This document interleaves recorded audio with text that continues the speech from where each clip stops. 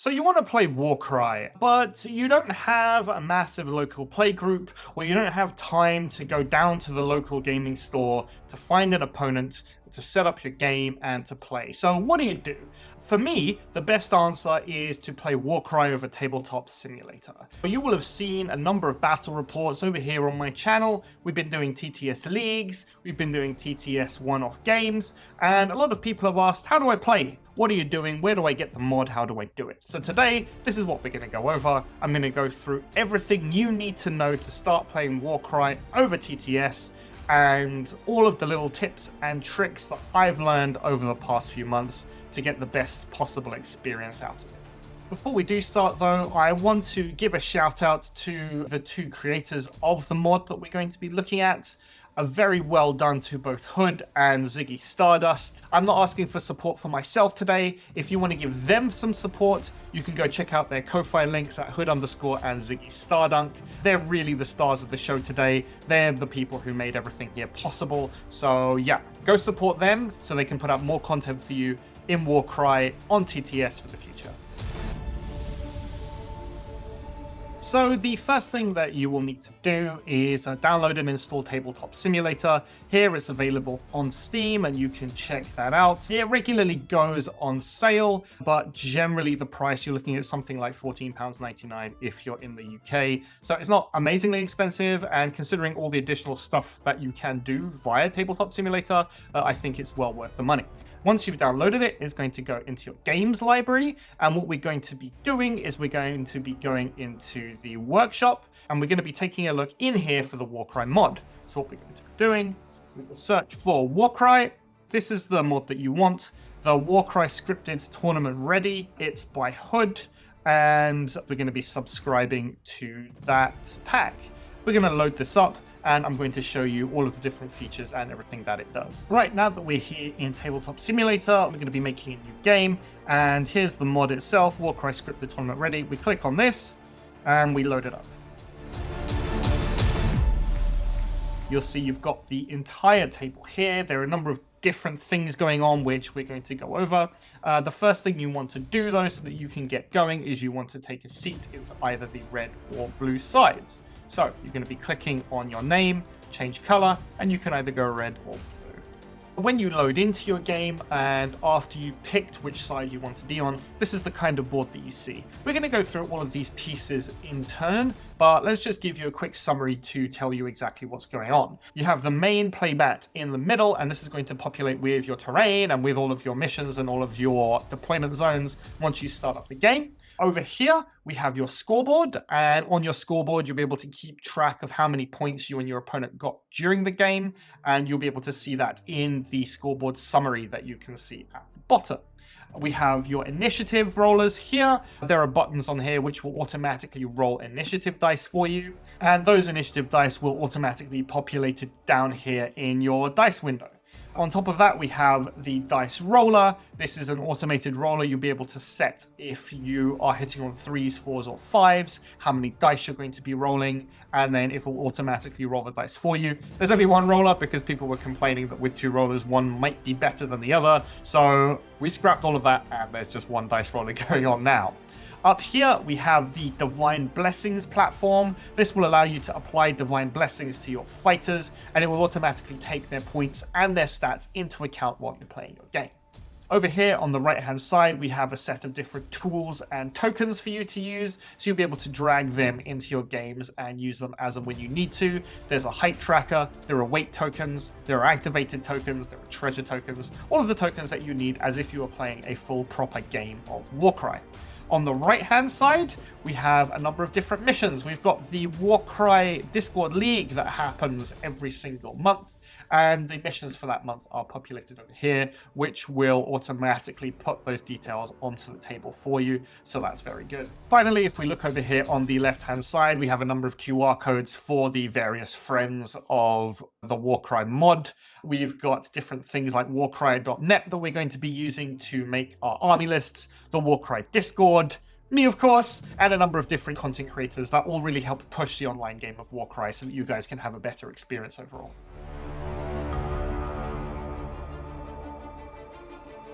When you first load into the mod, you'll notice on the left-hand side we've got the pre-game checklist. This will allow you to set the play mode, it will allow you to set your mission pack, and it will allow you to set your terrain. There are a number of different options in here. You can say you're playing in a tournament, you can say your play mode is going to be random, or you can say it's open. Random will basically generate any random combination of missions and victory conditions for you. Open is going to allow you to pick it yourself, or tournament will allow you to pick from missions in specific tournament packs. The tournament packs that we have available to us at the moment are the Heart of Gur rulebook and the Gnarlwood Champion. However, if there are any other specific missions, you'll be able to find them up here. So for example, we have the White Dwarf missions loaded up, or you'll have previous tournament missions available in this chest. But for the purposes of today, what we're going to be doing is selecting tournament. We're going to be saying we are going to be playing missions out of the Heart of Gur core book, and then we get to pick our terrain. Now, every single terrain option that is currently available is in this mod. So let's say we're going to be picking from the Heart of Gur terrain pack. So we click Gur here, and then once that is all complete, we can then go on to select our mission. You can either randomly generate this yourself, or you can select anything from the drop-down. So we're going to be playing no quarter in this situation.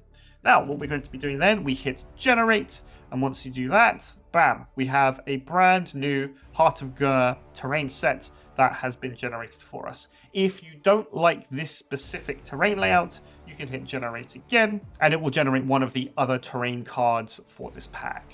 One of the questions is, where do you see what it is you're playing? And if we go over here to the left-hand side of the board, underneath the initiative rollers, we have the mission card itself, the terrain pack, and any other individual things. So if we were playing with the normal cards, twists would go in here, and the main mission also.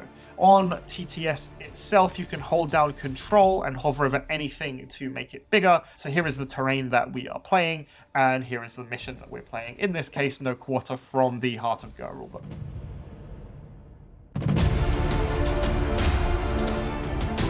Now that we've gone through the basics on how to set up your board and generate your mission, we're going to talk a little bit about how to actually build your warbands and import them into the game. So for that, what the mod allows you to do is integrate your lists in Warcry and import them directly in. Let's go over to Warcry, let's build a list and pull them into the game itself. We are here over on warcry.net. We're going to go through a very quick list build, and then we're going to talk about importing that into your games of Warcry. So let's say, for example, we are going to build a Death Warband. We can go over here, Bringers of Death. I want to build Nighthaunt today, so here are Nighthaunts. We're going to have my favorite hero, the Briar Queen. We're going to have some other fighters in here. I want a pair of Spirit Hosts. Let's bring in some allies. Why not? Soulblight Gravelords. We are going to use the Exiled Dead. So we're going to have Daedalus the Exile, Coil, Ione, Bolt, Vlash, and not Regulus because he doesn't fit. Down here in the bottom right-hand corner, you can see the icon. This will show you your list. Everyone who you're currently using, Daedalus, Briar Queen, etc. This is the button that you want to press, export to clipboard. So we're going to export the list. You'll get a pop-up notice comes up on Warcry. The warband has been copied onto your clipboard. You click OK, and then we're going to go back into the Warcry mod itself. Okay, now that we're back in here, we're going to be looking down here in the bottom right-hand corner. There's a small note. You click on Edit Note. We'll open up this window, and what we're going to be doing is we're going to go Control-V, paste everything that is in your clipboard. This is the warband roster that we had in Warcry into here, and we're going to hit Load Roster. And what that's going to do, down here next to our dice board, is going to be your roster bag. If we search this bag, we have every single one of the fighters that was in our roster. We can pull them out, and there we have it. There's our entire roster that we created in Warcry now in the game.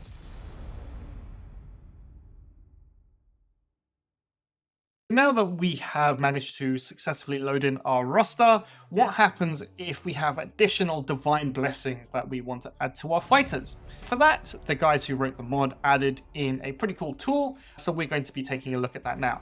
So let's say we wanted to add +1 crit to our Spirit Host. We are going to look over here to the top right-hand side of the board, and we are going to place the Spirit Host into the divine blessings altar. What that will tell you is that will tell you the total points of the fighter, in this case 170 points for the Spirit Host. There's one fighter in here, and I have 830 points left for Divine Blessings. If you were to put an entire warband in here, it would tell you exactly how many points that warband is and exactly how many points you have left to apply your Divine Blessings to that warband. But in this case, we're going to add to the Spirit Host. Now, what we want to do is we want to add the Blessing of Savagery to that Spirit Host, give him 4 crit damage, so when he uses his triples, he'll be hitting for a lot. So we're going to pick up the Savagery card, put it onto here, and we're going to add the blessing to his first damage profile. Click the button, bam. An object has been blessed with Savagery. So now, if we hover over the Spirit Host, you'll see that its damage has changed from 1-3 to 1-4, and its points has been updated to 180 points, which is the new points cost now that we have Savagery applied. You can do this for each one of your fighters and build out your whole roster like that, and then if you hover over your fighters at any point during the game, you'll be able to see their proper updated stats and their proper updated points. You'll be able to refer to them very easily.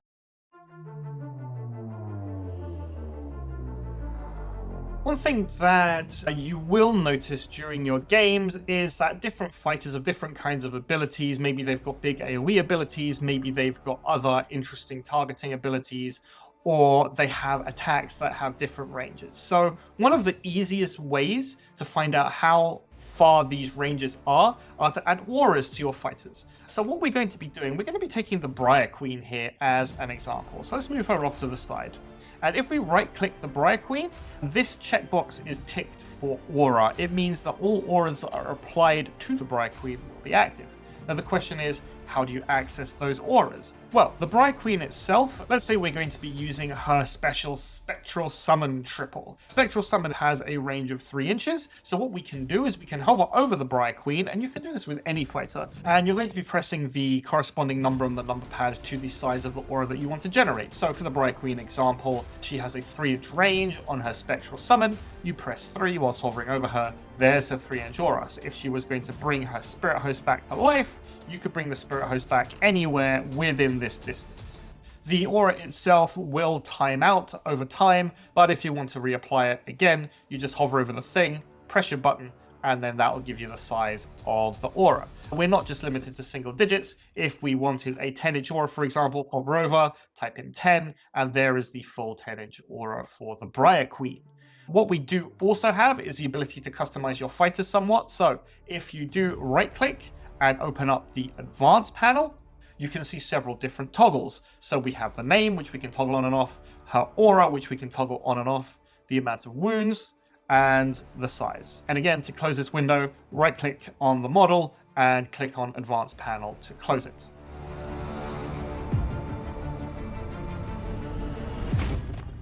If at any point during the game you want to see what the stats are of a fighter, it's extremely simple. You can hover over any of those fighters and a dialog box is going to open up, which will tell you how many points they cost, any rune marks that they might have, the stats on any of their melee and or shooting attacks, and on top of that it will give you a list of all of the different abilities that those fighters have access to, whether they be doubles, triples, or quads. If you want to see those stats specifically and you want to store them somewhere, on the top left hand side of the battlefield there are these stat cards for your fighters, and you can populate these by hovering over any one of your fighters, pressing tab, and it will populate those with the current stats of the fighter that you have chosen.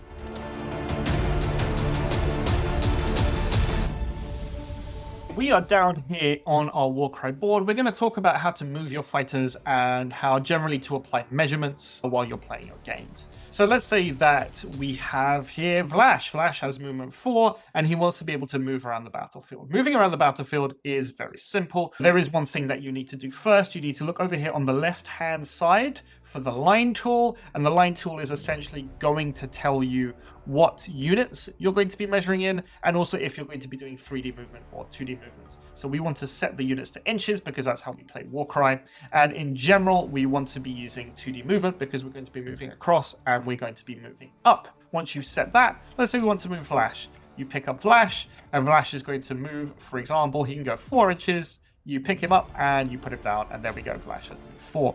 If you want to move up things and you want to see how high they are, we have a tool for that. The tool is over here. We have the climbing tool, so you can see exactly how tall things are and how much of your movement you'll be using to get up this tree. If Flash is sitting here on the floor, we know that the tree is going to be 2.5 inches tall, so that's going to eat 2.5 inches out of his actual movement. But once we do that, we can get up onto the tree and place it down. If at any point in your movement you want the fighter to stick to surfaces, which is very important for things like these platforms, when you pick up your fighter with left click, you can hold down right click as well, and he will stick to whichever surface he is currently on top of. So then there's a question of how do you measure ranges between fighters? So again, we're going to be using our line tool. Fighter measurement in Warcry is always measured base to base, so we will be looking in 3 dimensions for this. So you will change the measurement to 3D, you will click on one fighter, left click, and then you will drag the line to the second fighter, and you will see that the distance between their bases is 5 inches in this case. This is especially important if you're doing things like shooting attacks, or you have different auras or different abilities that affect fighters in a sphere or a range around that fighter. Finally, if you wanted to point at specific things on the board, you can use tab. If you click tab on anything on the board, you'll throw down arrows to tell your opponent that this is what you're doing. And it gives a really good indicator to your opponent as to what exactly it is you're doing, so that things aren't confusing whilst you're playing your games.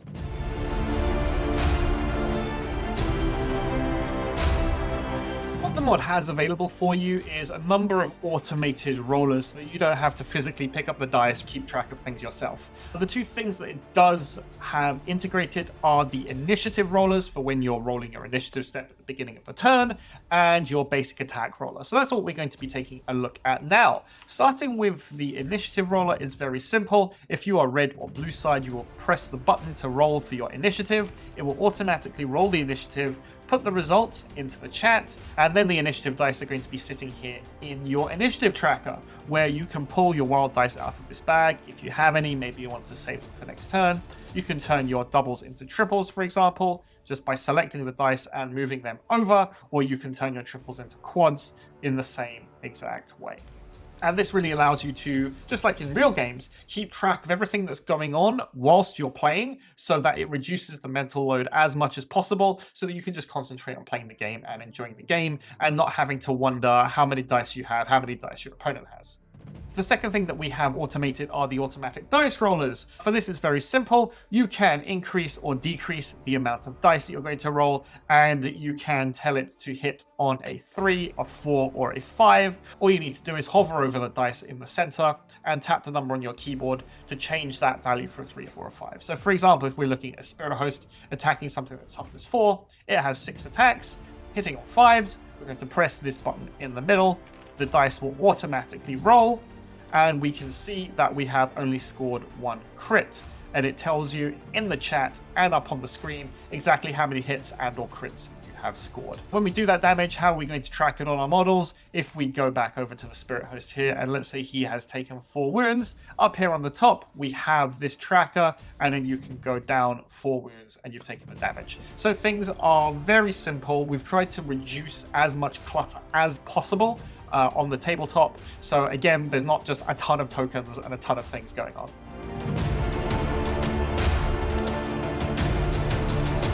I mentioned already that we have the scoreboard that will allow you to keep track of the different things that's going on during your game, all of the points that you're getting maybe at the end of the turn or end of the battle round, in addition to any points you may receive from twists or different side effects that you might have. And here it is. So it's at the top of the board, and it is extremely simple. You can increase or you can decrease the amount of points that you get. You can see that the amount of points is going to be tracked at bottom in the summary. So for example, we got 2, there we go, let's add some points in, and you can see that throughout this game I managed to get 4 points, my opponent managed to get 3, and again you'll be able to add any side quests that happen or your secondary quests.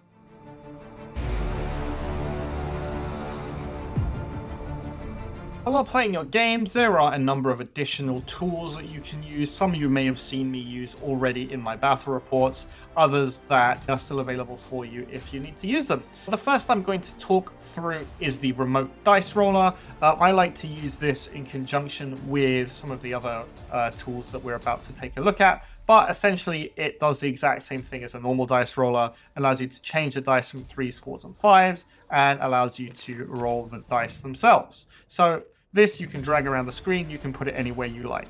Now, how do I like to use the dice roller? I like to use it with picture-in-picture mode, which allows me effectively to take a look and to keep one eye on the dice that are being rolled at all times. So how are we going to do that? We're going to right-click on the screen, we're going to select camera mode, and we are going to select top-down. So we're looking at the dice specifically from the top. Then we're going to press this button here, picture-in-picture, and that'll open up an additional screen for you, which will show effectively anything that's happening on your main screen, but in that picture. So what we're going to be doing is we're going to be zooming in nice and close so that we can see everything that is going on with the dice. And then we're going to be pressing this button, lock to player view.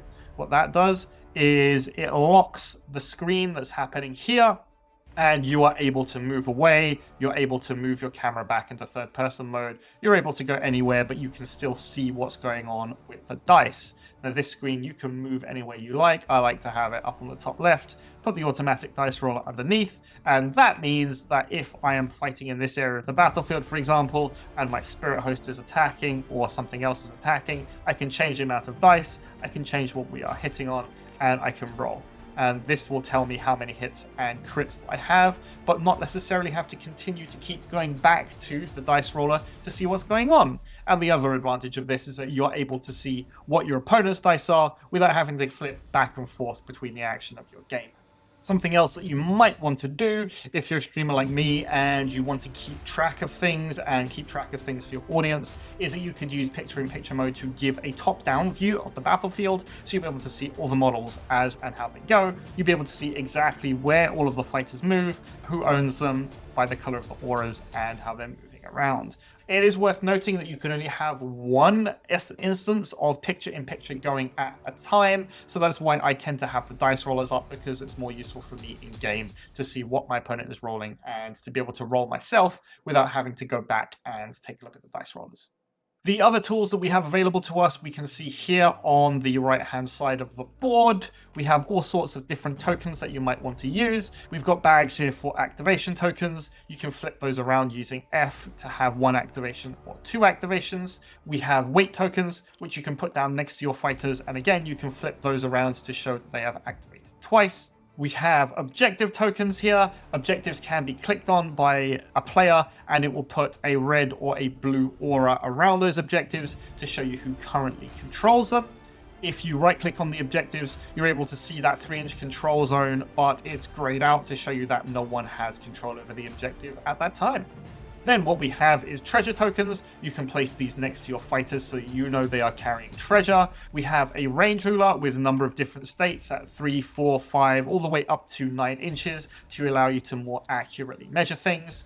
Wound counters that you can put next to your fighters in order to count up and down if they have taken any wounds or they haven't taken any wounds. This is most commonly used if you're not using the HUD options to increase and decrease the wounds on your fighters, or if you need to keep track of other things that aren't necessarily the wounds on your fighters. We've seen this already. We have the climbing tool. Again, has two different states depending on the size of the thing that you want to climb, going up to 3 inches or all the way up to 6. And as with everything in TTS, if you use the number pads, you can check to see what kind of states things have, and it will generally tell you in front of the name of that piece if it has any states. So for example, the climbing tool in this case has 2, so we can see that we're in state 1 of 2, and the range measurement tool has 9 states, and we can see that we are in state 6 of 9. Finally, we have the 3D movement tool, which allows you to place it on an object, put it up onto things, and put it up onto different things, and it will tell you the range from that object to the end of the tool.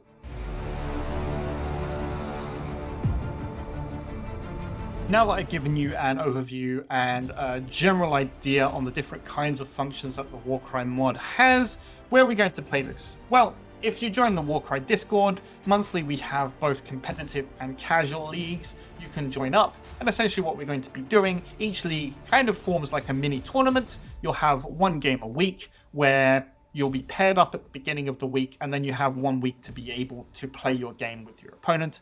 Everything is scored, everything is recorded, and then at the end of the month, you'll be able to see exactly where you came. Again, on the Warcry Discord, you can just schedule pickup games with your opponents. there is an entire sub for that purpose. You'll be able to throw out there, say that you're able to play, and most of the time you'll be able to be matched up with someone. So that's a very useful resource and a very useful place to go if you want to get those games in and you want to play some more, even if you don't have people to be actually playing against. I want to once again give a big shout out to the creators of the mod, Hood and Ziggy Stardust. Please go support them on their Ko-Fi, buy them a cup of coffee. Everything goes towards helping to make this mod basically the best option to play Warcry Online effectively on the planet out of anything else that I've seen out there.